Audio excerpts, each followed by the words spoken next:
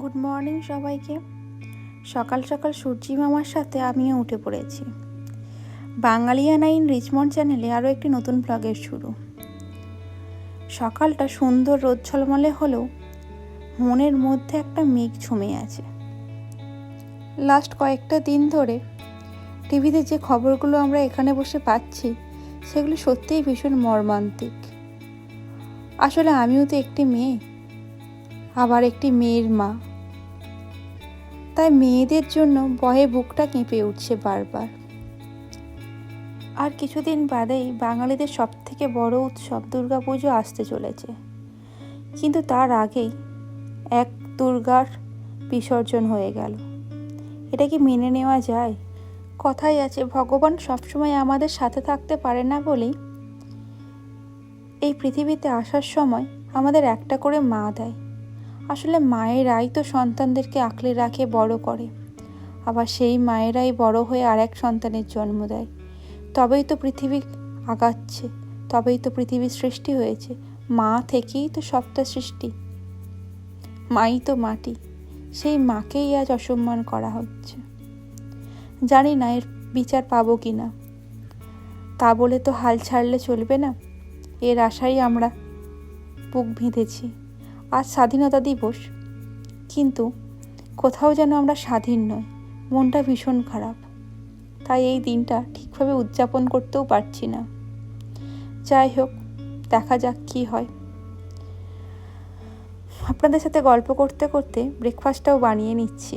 আজ বানাচ্ছি একটু ধোসা আর সাথে একটু চা। ধোসা খেতে আমার ভীষণ ভালো লাগে জানেন। বিয়ের পর থেকে সাউথ ইন্ডিয়াতে থাকায় ইডলি ধোসার সাথে আমি একদম ওতপ্রোতভাবে জড়িয়ে গেছি। তাই নিজের চেষ্টাতেও একটু আধটু ইডলি ধোসা বানাতে পারি। আজ বানাচ্ছি মশলা ধোসা। ওই যে আমার কন্যা এসে গেছে, ওরও আজকে এটাই ব্রেকফাস্ট। ও কিন্তু এগুলো খেতে ভীষণ পছন্দ করে। জানেন, আমি কিন্তু আগে ধোসা বানাতেই পারতাম না, অনেক কষ্ট করে শিখেছি। আবার আমি বাঙালি তো, সাউথ ইন্ডিয়ানদের মতো যতই চেষ্টা করি অত সুন্দর কিন্তু ইডলি ধোসা কিছুতেই হবে না। আপনি যতভাবেই যেভাবেই চেষ্টা করুন, ওদের মতো টেস্ট কিছুতেই হবে না। তবুও বাড়িতে খাওয়ার মতো মোটামুটি ভালোই শিখে গেছি।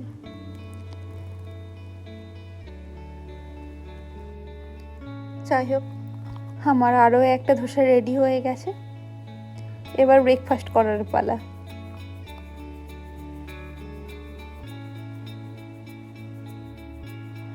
আমি আবার ধোসা ফ্যান জানেন। ইডলির থেকে বেশি খেতে ধোসাটাই ভালো লাগে। ধোসার মধ্যে যে ওরা যে আলুর পুরটা দেয় না, ওটা জাস্ট অসাধারণ লাগে।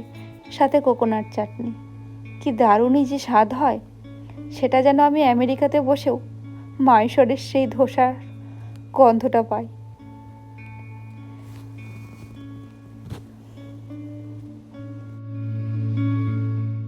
গল্প করতে করতে ধোসা তো বানিয়ে নিয়েছি, এবার চাটাও একটু বানিয়ে নিচ্ছে। এর সাথে একটু চা থাকলে না জমে যায়। ব্রেকফাস্ট শেষে দেখুন, ইনি বসে বসে হেডফোনে গান শুনছে। এত দুষ্টু হয়েছে যে কি বলবো। ওর সব কিছুতেই অধিকার জানেন। আমার জন্য যা কিছু আছে আগে ওকে দিতে হবে। ওর বাবা বাজার থেকে কিছু নিয়ে আসলে আগে ও ব্যাগ খুলে দেখে ব্যাগের মধ্যে কি এনেছে ওর বাবা। লাঞ্চ করে রেডি হয়ে গেছি, ব্যাংকে যাব। উনি সানগ্লাস পরে পজ দিচ্ছিলেন, সেই ছবিগুলোই আপনাদের সাথে একটু শেয়ার করছি। দেখুন, সানগ্লাসটা ঠিকঠাক করে পড়ছে, কিছুতেই খুলবে না।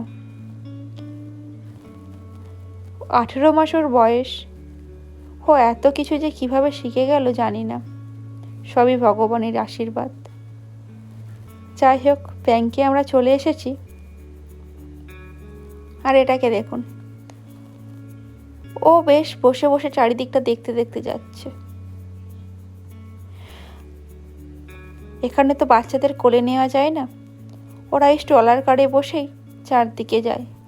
আর গাড়িতে বসলে ওদের জন্য আলাদা কার শিট কিনতে হয়, এটাই এখানকার নিয়ম।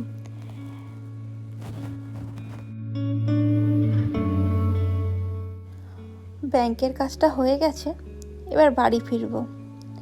দেখুন হঠাৎ লক্ষ্য পড়লো এই ফুলগুলো, কি সুন্দর লাগছে না, ঠিক যেন রামধনু রং মিশেছে।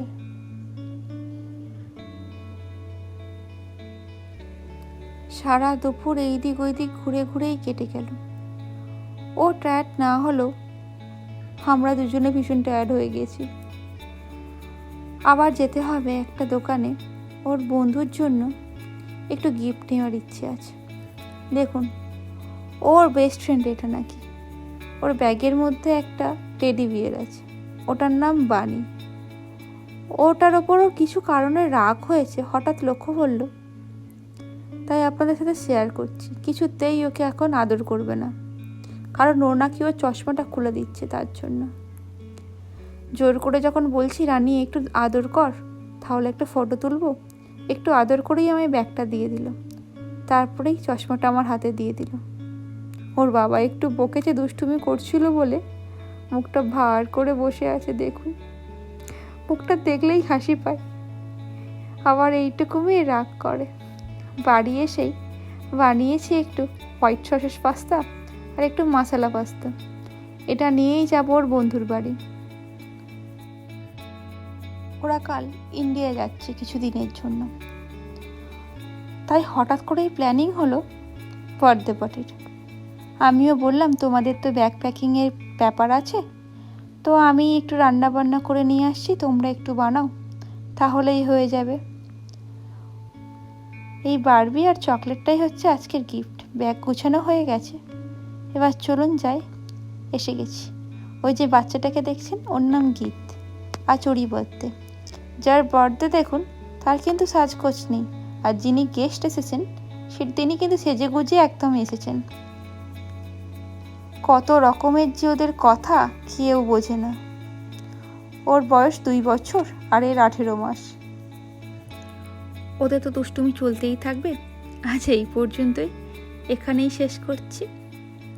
আমার ভিডিওগুলি যদি আপনাদের ভালো লেগে থাকে তাহলে অবশ্যই কমেন্ট করে জানাবেন, আর একটা করে লাইক আর শেয়ারও করে দেবেন। যারা নতুন ভিউয়ার্স তারা দয়া করে সাবস্ক্রাইব করে নেবেন, যার ফলে আমি নতুন কোনো ভিডিও দিলেই আপনাদের কাছে সঙ্গে সঙ্গে চলে যাবে। ধন্যবাদ, শুভরাত্রি, ভালো থাকবেন, সুস্থ থাকবেন।